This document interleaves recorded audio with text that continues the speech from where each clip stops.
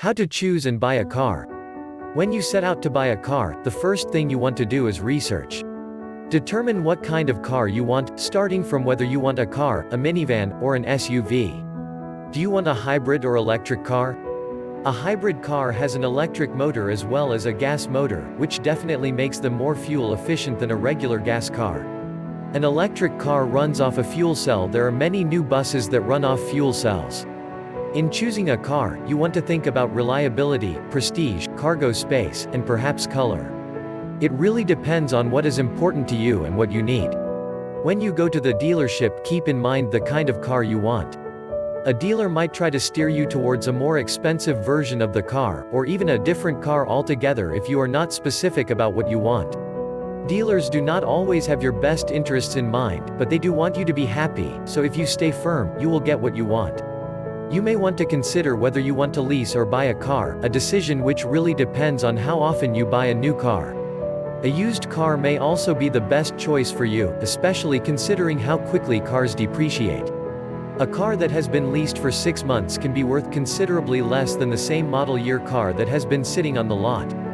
A 2-year-old car can be much less expensive, while still being under warranty, as well as having many of the kinks worked out and any recalls having been done. When should you buy a car? You should buy a car before you desperately need one. This gives you time to research different makes and models, as well as allowing you to wait for incentive periods at the dealership. The internet may be an excellent resource for research. If you are buying a new car, or a car from a dealership, it can be good to go car shopping around when the new models are coming into the dealership. The next year's models often come into the dealership anytime between August and November, and dealers will be trying to clear this year's models. On a regular basis, it can be best to head to the dealership on a day when you have a lot of time. The negotiations can take a lot of time, and you don't want to feel rushed. A day in the middle of the week will be quieter at the dealership, and a salesperson may feel more pressure to get your sale, because they have fewer customers available. You may also want to head out to the dealership towards the end of the month. Dealers keep track of their monthly sales, and often have monthly goals and targets. A salesperson may be willing to make less of a profit on a car in order to meet a certain target of sales. You do not necessarily have to buy a car during a sale in order to get the sale price. If you go after the sale, you can still ask for the sale price. How to buy or sell a used car. You may already have a car that you would like to trade in order to lower the price of the car. A car trade-in can confuse negotiations, however, as it adds another element to what may already be very confusing car negotiations. You might also be able to get a better price if you sell the car in a separate deal to a private purchaser or to the dealership you bought the car from.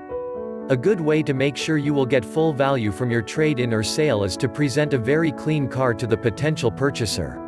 If you are buying a used car, it is important to do a complete visual inspection to ensure that you are not looking at and wasting your time on a car that is a complete lemon. Just kicking the tires is not enough. Look for signs of odometer tampering, or for signs the car has been in an accident and had bodywork done. Check for rust under the wheel well, and anywhere else on the car. Make sure the tires are still in good condition, and will last until you can afford to replace them, at least. Sit in the car, and check for wear and tear on the upholstery, as well as for signs that someone smoked in the car. Buy a car, the test drive. Before you buy a car, you want to make sure you will be comfortable driving the car. Do not let yourself be distracted by the salesperson, who may have come along for the ride in the back seat.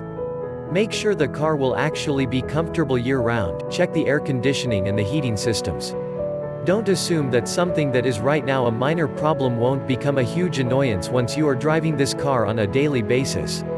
You want to test the braking system by braking in several conditions, as well as testing the turning radius of the car. Make sure the car drives smoothly and you can easily see around the car. Huge blind spots can make driving much less comfortable in the long run. Try parking the car, to make sure you will be able to do so easily and smoothly in your own parking spot at work or at home.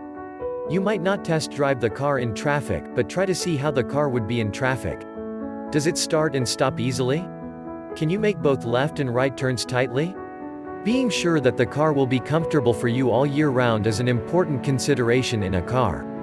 You are spending far too much money to settle for something which you'll get used to, and you don't want to end up regretting your purchase and wishing you'd bought something else. Buy a car, the art of negotiation. When you head to the dealership, start out by being sure you are prepared.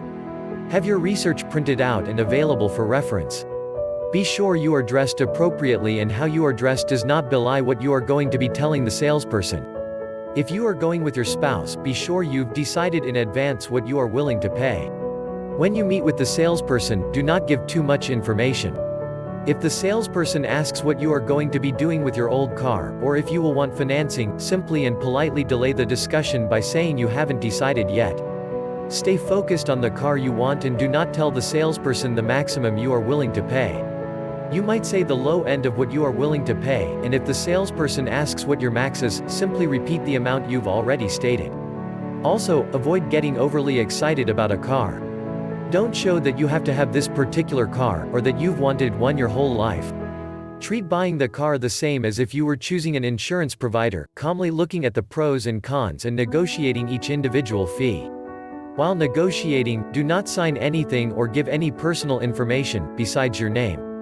You do not need to sign anything until you are actually buying the car, and you do not need to give your social security number unless and until you are getting financing. Be certain you are getting a deal you are comfortable with, and always be willing to walk away. There are a lot of dealerships out there, and no dealership is the only place in the world that has a car that will work for you. How to buy a car. The way to ensure that you get the best deal possible on your next car purchase is research. The internet provides access to a wealth of information that puts you in the driver's seat when negotiating with a car salesman. Here are some tips that you can use to save yourself some money. The most important thing is to concentrate on the vehicle that you want. Don't get caught up in the deals being offered. You'll end up choosing the car they want to sell you, not the car you want to own. Once you know what car you want, research how much that car is selling for. There are websites that will tell you the dealer's cost for that automobile. This allows you to bargain from the dealer's invoice price, and not the sticker price. Check with the other dealerships that offer that brand, and make them aware that you have looked around. Let the different dealerships compete to offer you the best deal. When dealing with car salesmen, it is important to remember two things. The first is that they are probably as honest as the next guy. Their work is at least partially based on their reputations, so they won't go out of their way to screw you over. However, they are paid on commission, so their goals are not the same as yours. The current model year seems to come earlier every year. By waiting for the first new cars to arrive, you can get yourself a great deal on a new car from the previous model year, which the dealer will need to sell in order to make room for the incoming selections. All the deals being offered on new cars lately has helped drive down the price of used cars. Consider a 2-year-old car may be 30% less than it was brand new, and will probably still be under warranty. Leasing provides lower monthly payments than buying with an auto loan. But it's not for everybody. If you don't have money for a down payment, or if you trade your car every 2 or 3 years, you may be a good candidate for a lease. Be careful after you've agreed to a deal with a salesperson. You will then be sent to the financial manager. They are not there just for the paperwork after the sale has been made. He or she wants to sell you high-profit financial and mechanical add-ons. These are seldom worth the money. Finally, spend some effort shopping for the money before you shop for the car. Getting the right deal on a car loan is just as important as getting the right deal on the car. If you plan to buy with a loan, check your credit union or local bank quotations to find the lowest rate. Getting a pre-approved loan will give you added confidence in negotiating a good price. Buy a car, get a vehicle inspection.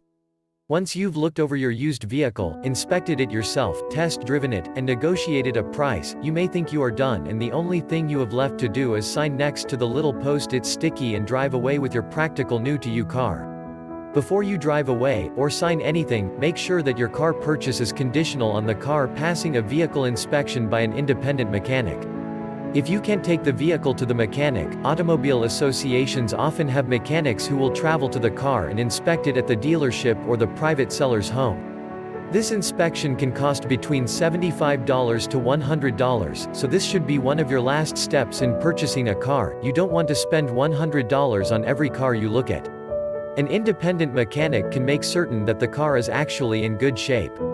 He or she might find small concerns with the car, brake pads needing to be replaced soon, or a worn belt. This may allow you to go back and renegotiate the price of the car, perhaps deducting some of the repair costs, or having the dealer do the repairs. If the dealer does the repairs, you may wish to get another vehicle inspection after he or she is done. So in your deal with a dealer, or while talking to a private seller, make